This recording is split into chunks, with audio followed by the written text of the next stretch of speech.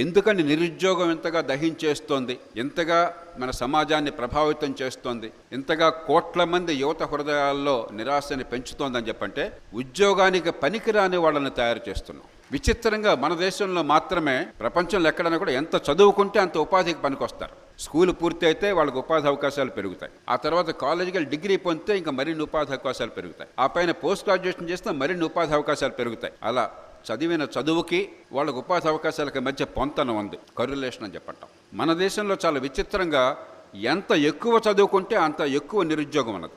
School పూర్తి చేయని వాళ్ళకంటే స్కూల్కి వెళ్ళని వాళ్ళకి ఉపాధి సమస్య లేదు, ఏదో పని చేసుకుని బతుకుతున్నారు. కాలేజీకి వెళ్ళిన వాళ్ళకంటే వెళ్ళని వాళ్ళకు ఉపాధి సమస్య లేదు, ఏదో రకంగా బతికేస్తున్నారు. అంటే విద్య అన్నది ఉపాధి అవకాశాలను పెంచకుండా, ఉపాధికి పనికొచ్చేట్టుగా యువతని తయారు చేయకుండా, ఉపాధికి కావాల్సిన నైపుణ్యాన్ని ఇవ్వకుండా విద్య అన్నది ఊరికే ఒక అలంకారంగా అయిపోయింది, ఒక సర్టిఫికేట్గా అయిపోయింది.